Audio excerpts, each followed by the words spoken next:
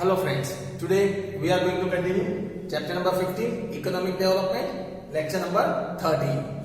Friends, in this chapter up to now we have completed about understanding of the meaning of economic development. We understand that how this economic development is important for any country. Friends, from the continuous part itself, we have been understanding about the one by one each and every topic that is related to this economic development. In the previous topics, we started from understanding the meaning of economic development, that economic development is not only restricted to the development up to economy of the country, but even the social development is also necessary. That means the development in society is also necessary for economic development in any country. We discussed about the very important three indicators through which this economic development can be measured. That is the national income of the country, per capita income of the country, as well as the standard of living. Friends, we discussed that how these three indicators plays an important role in judging the economic development of any country.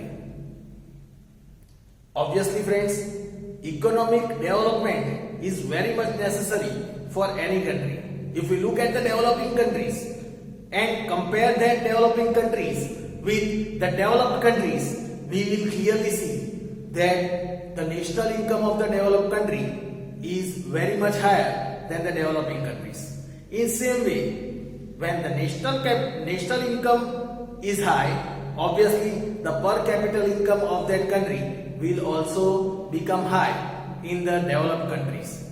Friends, where in the developed countries we can also see the standard of living is also very high.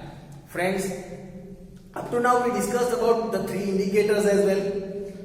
We discussed about the major difference between economic growth and economic development. Because maximum countries' goal is economic development. Growth, we discussed about the major differences related to growth. Like only if there is increase in the national income or per capita income, then it is quantitative aspect. Obviously the increment is there in national income and the per capita income. And that is considered as economic growth of the country. Because there is increase in the national income of the country, there is increase in the per capita income of the country. But when there is no improvement in the standard of life, that is the third aspect. When there is no improvement in the third aspect, that is the standard of life, then we cannot consider it as economic development. We can consider economic development only when the even qualitative aspect, there is a standard of living is also increased.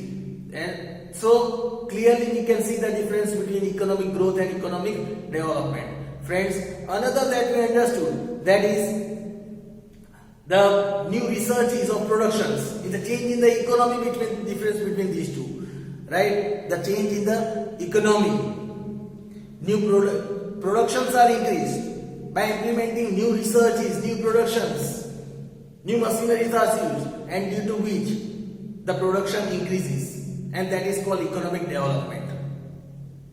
We also discussed by learning an example related to it. We discussed how a farmer uses new researches in agriculture by using hybrid seeds, fertilizers, and with that, if the farmers achieves increase in the production, that is called economic development.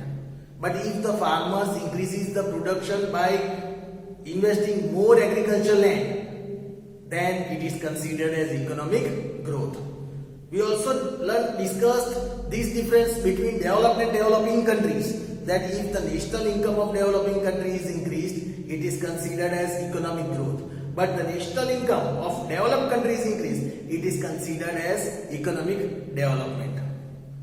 Friends, we also discussed about the features of this developing economy, in which we discussed the different features which are clearly seen in the developing countries, like less per capita income, Here the per capita income always remains low because the population growth is high. The another feature that we discussed, that was the population growth. In such kind of developing economy, developing countries, the ratio of population growth is very high. It is more than 2%. While on the other side, there are several other features as well, like unemployment, poverty. These all plays a major basic, they are the basic characteristics, or these play a very important role in this developing economy. The ratio of unemployment is more than 3% in this country. While on the other side, if we talk about the poverty, here in such kind of developing economy, developing countries, 1/3 of the population of the country, they lives in the state of poverty. So friend, here we discuss several. In such developing countries, they are dependent on agriculture. Friends, so their income always remains low. Here, dual economy is clearly seen. Unequal distribution of income is clearly seen. Friends, improper infrastructure is another important feature of this developing economy. We also discussed that even the form of international trade is not proper. Here, if we talk about the import and export, the earning through export is very less in comparison to the expense that is done to import the things from the foreign country, due to which the foreign debt is increased for these developing countries. We discussed about the three sectors, that is primary sector, secondary sector and service sectors, in which we discussed that the primary sector, the activities that are related to agriculture, minerals or these raw materials that is related to agro-based industries like cattle rearing, cattle breeding, these all are considered as primary sector. Here the income, the person who are involved in this primary sector, their income always remains low in comparison to secondary and service sector. The second sector, if we discuss, that is the secondary sector or industry, we can say here the manufacturing work is done. If any manufacturing work is done from a small pin to genetic machine, that all industries, that all activities are considered as secondary sectors. Friends, we talk about the third sector, that is the service sector. Here, all the activities that provides you service like transportation, communication, tourism, entertainment, education, these all activities are considered as service sector. Here the income remains high. So friends, we discussed about these three sectors. We also discussed about the factor of productions in our previous lecture, that how the factor of production plays an important role. There are four factors of production: land, capital, labor and entrepreneurship. Land, which plays an important, whatever natural resources that are involved in the production, that are known as land. If we talk about capital, that is one of the man-made resources. Whatever man-made resources are involved for the sake of production, that are considered as capital in that production. Labor, any person that does any kind of physical or mental work for gaining money, that is considered as labor. We learned about entrepreneurship or entrepreneur, the person who combines all these three factors, land, capital and labor, that is known as entrepreneur, and the activity that is done is called as entrepreneurship. We also discussed about economy and non-economic activity. Economic activity, any person doing any kind of activity on the behalf of gaining economic benefit, that is known as economic activity. And non-economic activity is totally vice versa of this. Any activity that is done without the aim of gaining economic benefit, that is called non-economic activities. Friends, in the previous lectures, we discussed about the market mechanism system, in which we discussed how this system is totally individually free. Here, the individual citizen and the businessman are free to take any type of decision related to pricing and productions.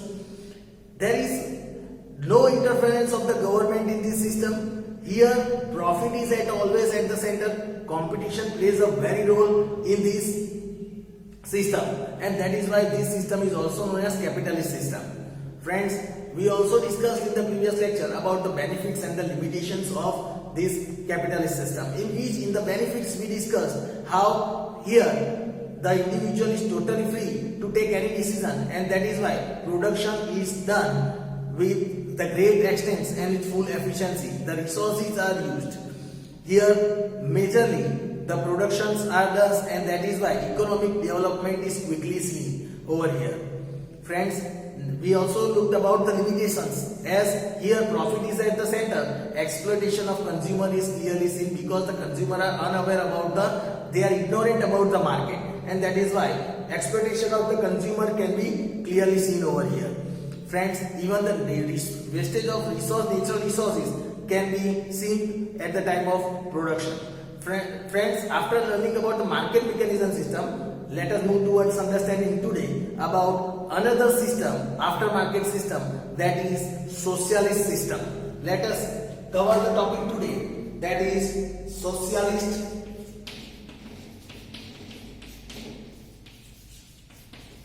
system. The topic that we are going to cover today, that is the socialist system.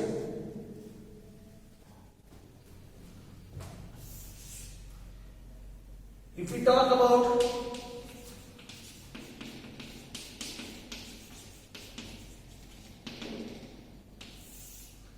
socialist system, let us understand that in socialist system, here it is said, the system in which economic system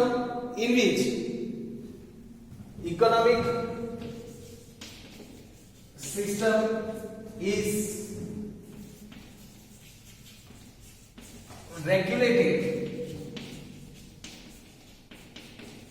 and controlled. The system in which economic system is regulated and controlled by the government.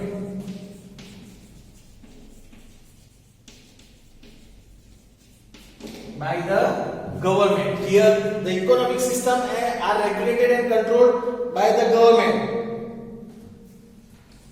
so as to ensure the welfare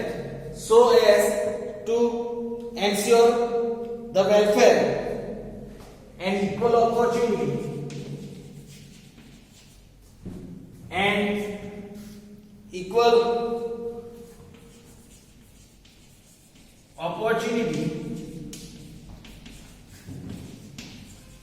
to the people in the society, to have equal in the society, and is called socialist system. Friends, let us understand what is the socialist system. Here it is said, the system in which all the economic system is regulated and controlled. All the economic system is totally regulated, it is totally controlled. By whom? It is controlled by the government. As we learned in the market system, that was totally free, where each and every decisions were taken by the businessmen or the individual citizens. There was no interference of the government. Here it is totally the vice versa of this market system. Here all the economic systems are totally regulated, and all the economic systems are controlled by the government only. Why? Here the government always ensures the welfare of the people. They ensures to give equal opportunity to the people in the society, and that is why it is known as socialist system, because here the welfare of the society is at the center. Like in the market system, as the profit was at the center, here the welfare of the people, here the welfare and the equal opportunity of the people in the society is at the center, and that is why this system is known as socialist system. If we talk about this socialist system, in the socialist system,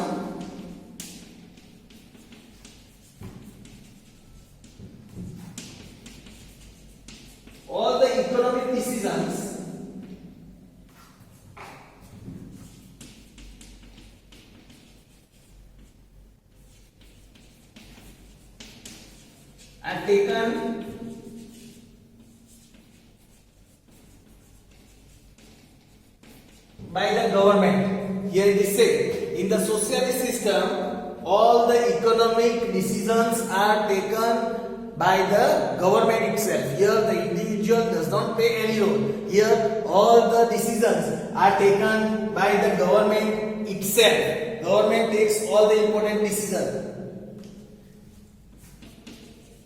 The state, or we can say government,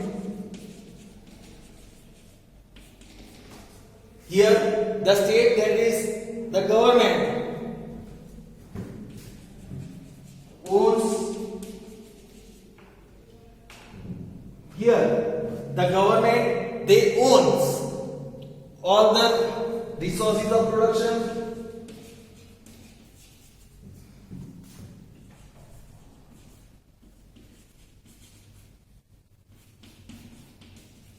Here it is said, the state, that is the government, owns all the resources of production, all the resources that makes productions that are owned by the government, means the owner is the government itself. Friends, here it is said that if we talk about, here it is said that keeping in mind, here in the socialist system, here it is said, keeping in mind the need of the society,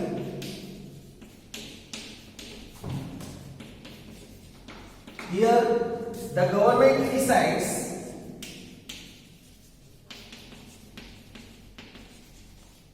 here it is said, by keeping in mind the need of the society, the government decides how much to produce,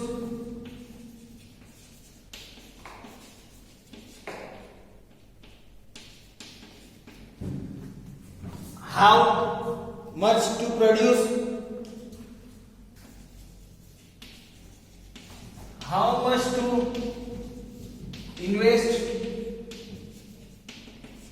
in which sector.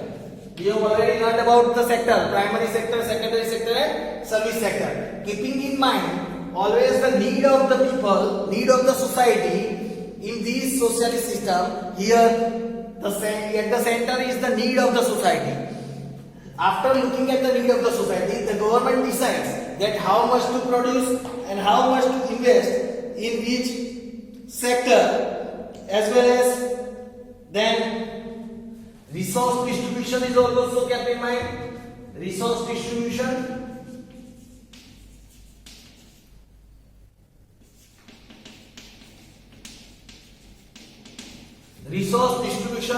also plays important role.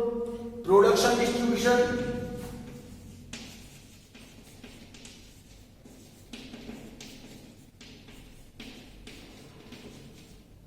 etc.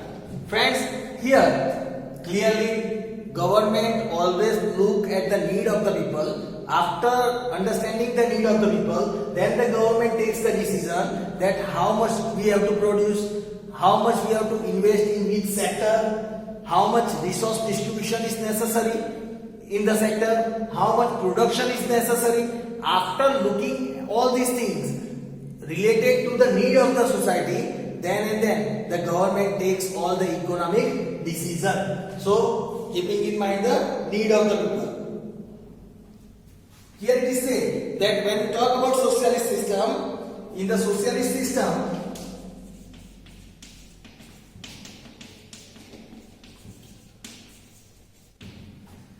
social welfare, in the socialist system always social welfare rather than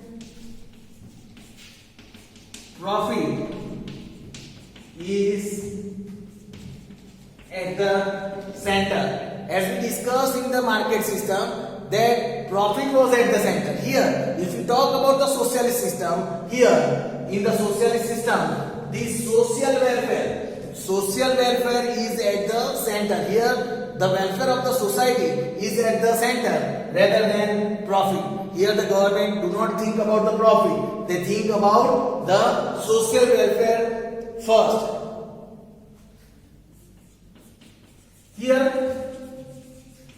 the government governs the factories. Here the government, they governs the factories, sets the production targets,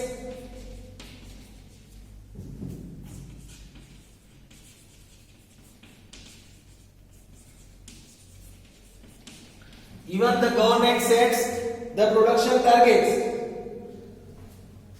Also sets the prices of goods. Even the prices of goods are set by the government, prices of goods and services produced.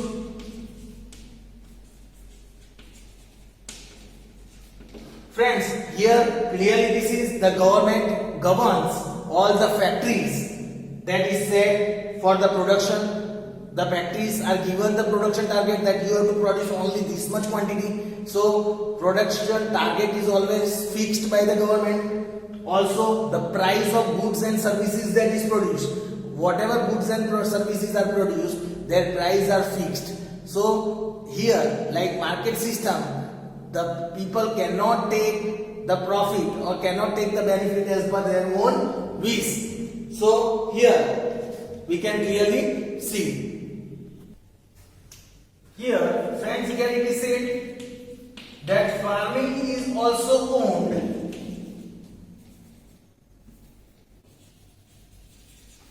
by the government.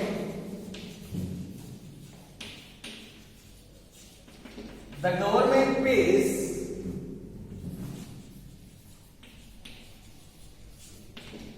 here even the farming is owned by the government. Government makes payment to the farm laborers. Even government makes payment to the farm laborers on the basis of their ability. Here, friends, it is clearly said farming is also even owned by the government. The government makes payment to the farm agriculture who are doing farming in the farm. That farm is also owned by the government, and the farm laborers are made payment by the government on the basis of their ability. As per the ability of the farm laborer, they get their payment.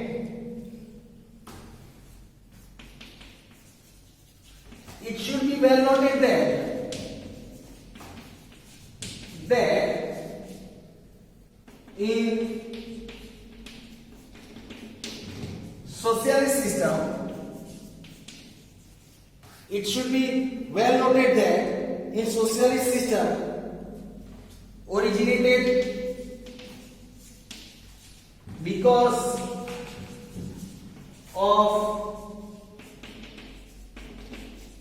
the limitations. It originated because of the limitations and failure of market system, as this socialist system that originated because of the limitations and as the failure of market system. Countries like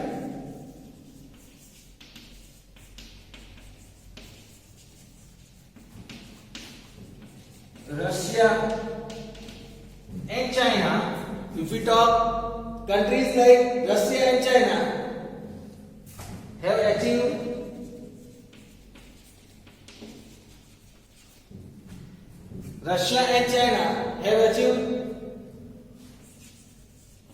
fast economic growth.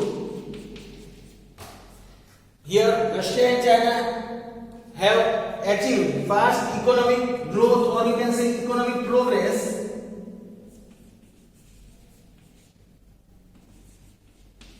by adopting these